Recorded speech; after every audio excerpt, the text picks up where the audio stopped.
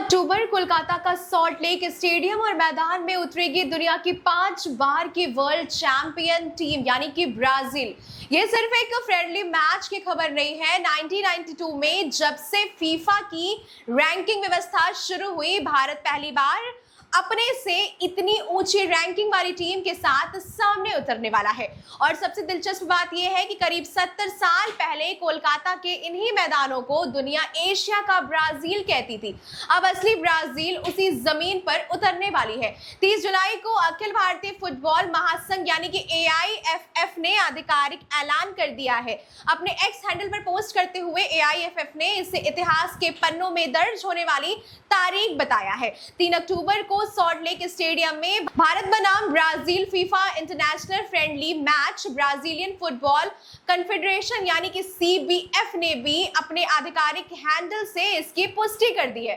उन्होंने भारत को Brazil team के सबसे बड़े इंटरनेशनल फैन बेस वाला देश बताया है और कहा है कि पीढ़ियों से भारतीय फैंस ब्राजीलियन फुटबॉल को प्यार और जुनून के साथ फॉलो करते आए हैं।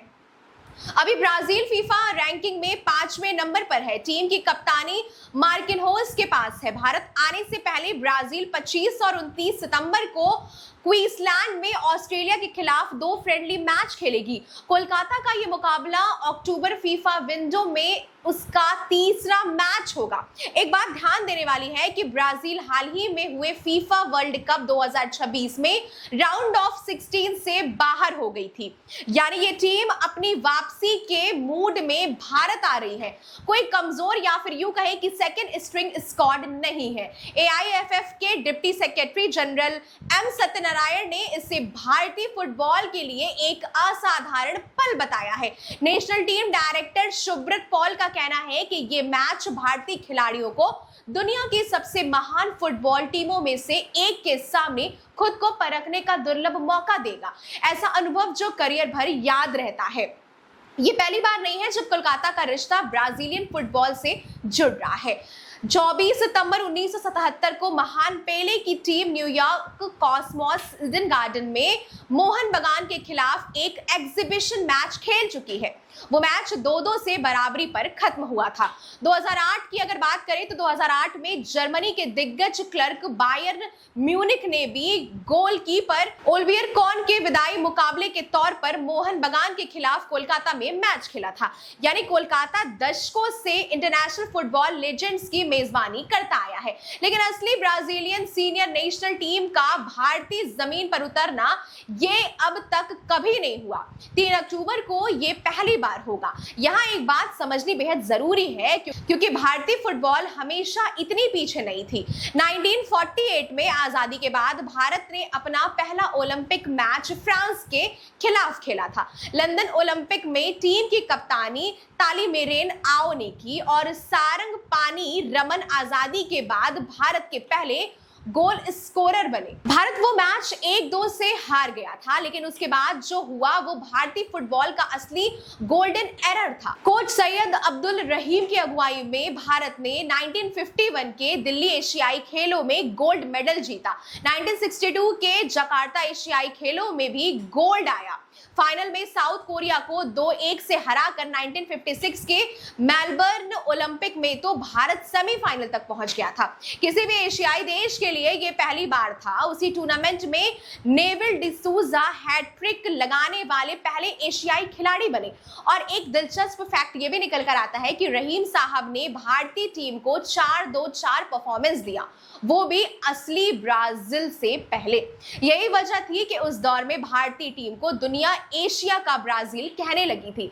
एक और भूली बिसरी बात भी आपको बता दूं कि भारत ने 1950 के फीफा वर्ल्ड कप के लिए क्वालिफाई किया गया था, लेकिन कई वजहों से टीम टूर्नामेंट में हिस्सा नहीं ले पाई। आज तक भारत दोबारा वर्ल्ड कप के करीब नहीं पहुंच सका है। इसी गोल्डन एरा की कहानी पर 2024 में अजय देवगन की फिल्म मैदान भी बनी थी, जो अब्दुल साहब के किरदार पर आधारित थी। आज भारत की फीफा रैंकिंग करीब 138 30वें नंबर पर है। 2023 में भारत टॉप 100 में 99वें रैंक पर पहुंच गया था, लेकिन उसके बाद से टीम लगातार नीचे गिरती चली गई। भारत फीफा वर्ल्ड कप 2026 के क्वालिफायर्स में दूसरे राउंड में भी बाहर हो गया था और दिसंबर 2025 में यह भी कंफर्म हो गया कि भारत 2027 का एशिया कप भी नहीं खेल पाएगा। यानी वर्ल्ड कप तो दूर, अपने महाद्वीप का सबसे बड़ा टूर्नामेंट भी हाथ से निकल गया।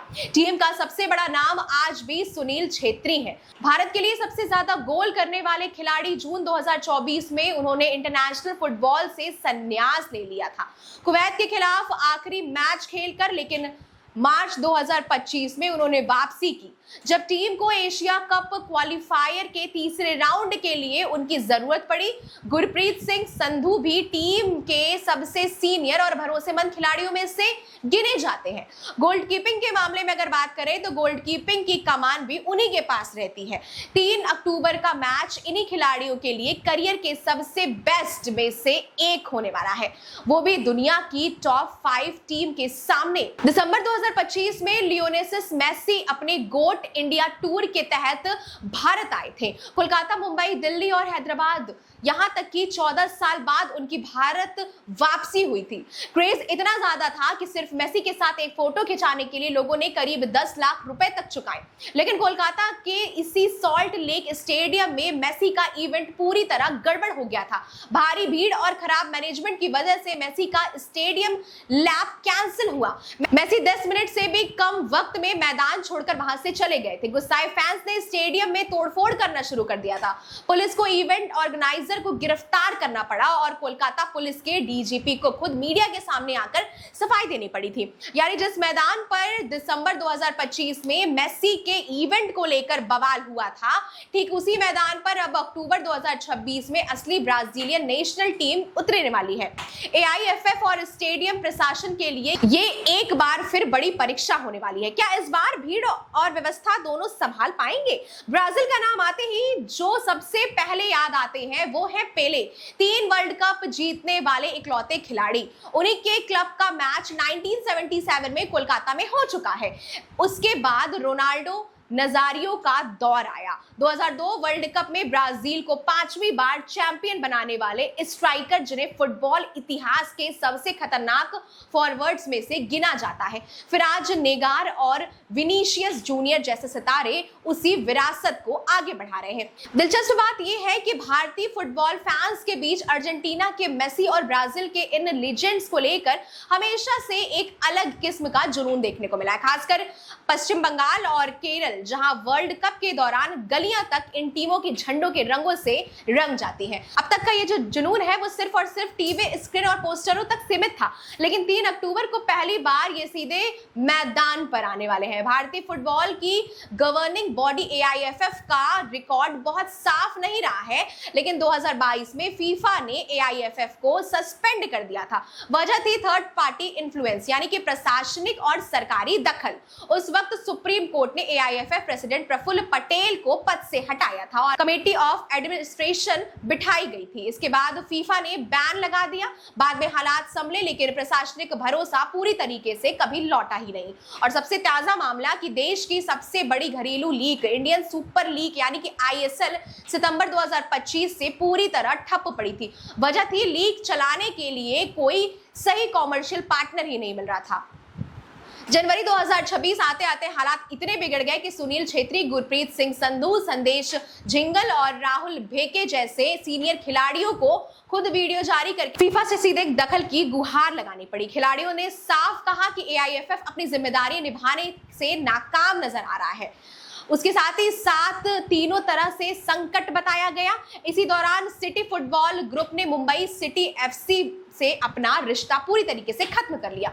ओडिशा एफसी भी लीग छोड़ने पर गंभीरता से विचार करने लगा। आखिरकार फरवरी 2026 में करीब 4 महीने की देरी के बाद आईएसएल का सीजन एक छोटे परफॉर्मेंस में 14 टीमों के साथ शुरू किया गया। यानी जिस दौर में भारतीय फुटबॉल का सबसे बड़ा घरेलू टूर्नामेंट प्रशासनिक और कॉमर्शियल संकट में बंद पड़ा था, ठीक उसी सिस्टम से निकली टीम अब कुछ महीने बाद दुनिया को 5वें नंबर पर लाने के लिए उतरने वाली है। असल सवाल ये नहीं है कि भारत ब्राजील से मैच जीतेगा या हारेगा, वो नतीजा लगभग तय है। असल सवाल ये है कि क्या एक ग्लैमरस फ्रेंडली मैच दर्शकों की अनदेखी और गवर्नेंस क्राइसिस को ढक सकता है? जिस देश की घरेलू लीग 4 महीने कॉमर्शियल पार्टनर के इंतजार में ठप पड़ी थी, जिस देश की टीम अपने ही महाद्वीप का एशिया कप क्वालिफाई ना कर पाए, उस देश में सिर्फ एक बड़ी टीम के आने से क्या बड़ा बदलाव होने वाला है? इस खबर पर प्रतिक्रिया जरूर दीजिएगा। तब तक के लिए बने रहे जनता के साथ। धन्यवाद।